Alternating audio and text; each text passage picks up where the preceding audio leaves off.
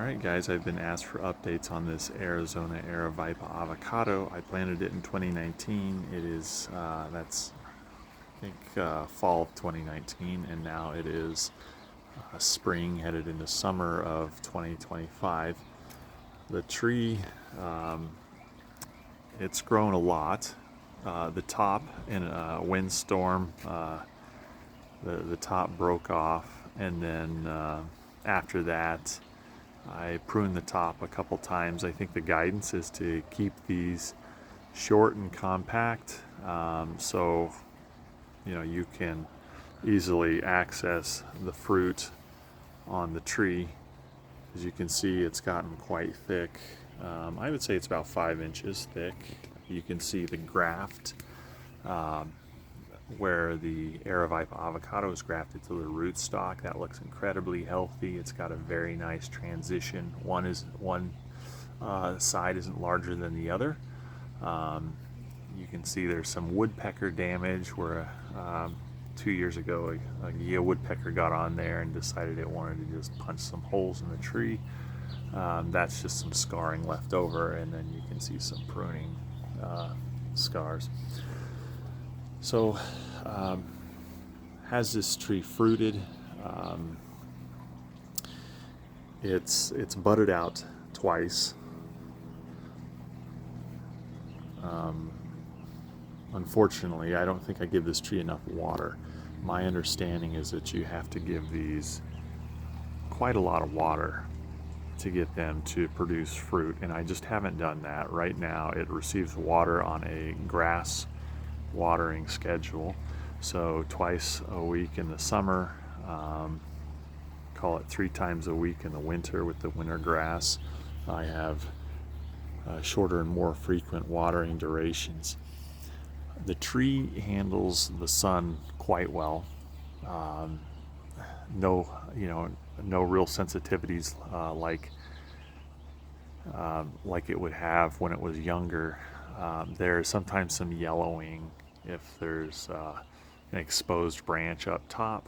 There may be some yellowing on that branch. I've even seen some darker, almost black sections, but I would say that's only happened to a few branches, and I ended up pruning them off the next year.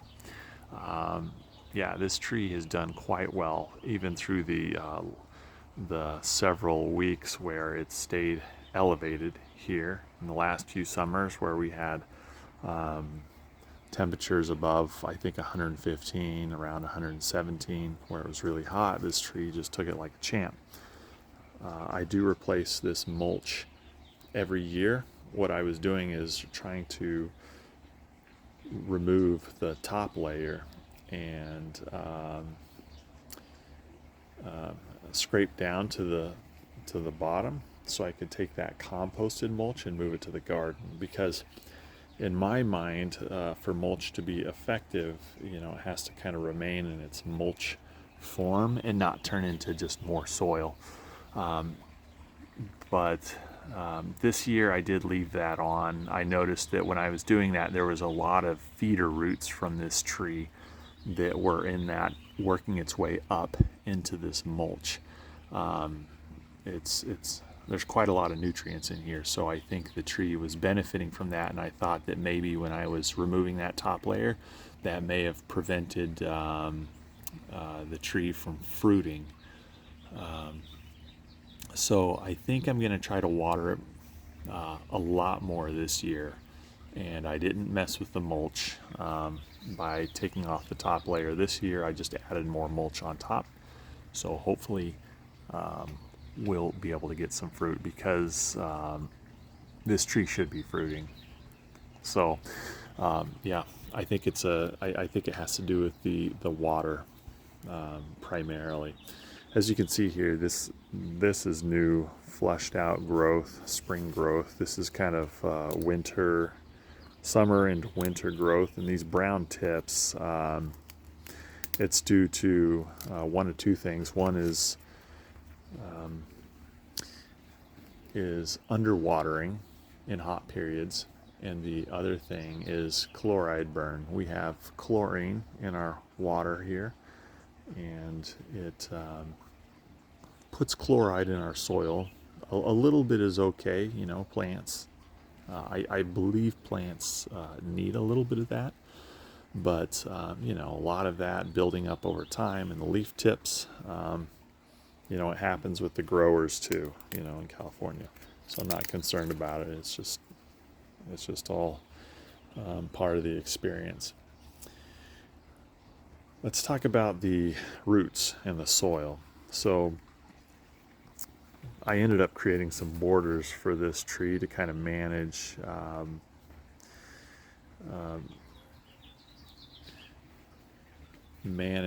the wood chips that the birds would get in here and dig and throw it all over the yard. So I created this border. The soil that it's planted in, this area of my yard is like, it's high in, it's just very dense with caliche compared to other areas. So it's not in the best area. It was in a good area as far as getting afternoon shade, but probably one of the worst areas in my yard for soil. So it was heavily amended where the tree was, but these other sections that you're looking at, it's just the clay, the native clay, that's not very good. So what I've been doing, and I don't know if you can see this, is ever since I moved to this house, I've been putting elemental sulfur, granulated elemental sulfur on the soil, and that breaks down, microbes break that down and create sulfuric acid, and it acidifies the top layer of soil. So when I dig in the soil, it's fairly easy to dig in for the top, say 3 or 4 inches. You can see where the structure of the soil has changed. It's a lot better, a lot healthier. The caliche's been converted to calcium. The tree is able to uptake that calcium. It's able to uptake iron. So I highly recommend buying sulfur. Sometimes you can find a good deal for a 50-pound bag.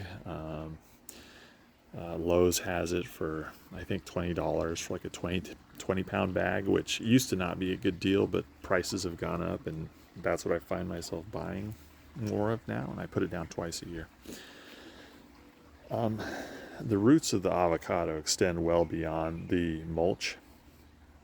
I planted this jaboticaba, or jaboticaba, however people like to pronounce it. I planted it this year, and as I was digging the hole, there were roots from this avocado that were extending past this area. So what I read is that the roots will extend 4 times. It's the circumference of the tree away from the tree, or thereabouts. So it's into all of these other areas, but the roots are shallow on these trees, and that's what I found when digging this hole, is that the roots were only, I call it 5 inches down. They were kind of in that transitional layer, in what I would consider suboptimal soil, but they seem to be fine. They seem to be healthy. The tree is healthy. So anyways, it could be a lot taller. It could be a lot wider. I've had to cut the canopy back, and because it has these neighboring trees, and they need their space as well. But overall, no issues with the tree. It's just a matter of getting it the right amount of water to get it to fruit. And as you know, in Arizona, we're having issues with our reservoir in the southwest U.S. It's a shared issue here, where we primarily depend on the Colorado River and the snowpack we get. So I'm not keen on the idea of giving this tree a lot of water when we're being asked to cut back. But what I may do is, I change the water in this little stock tank pond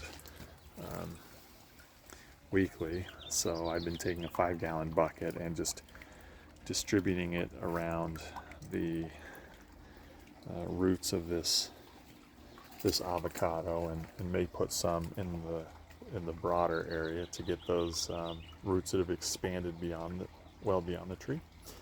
And maybe that will get us fruit next year. Anyways, I hope you find this update informative and helpful. And until next time, thanks.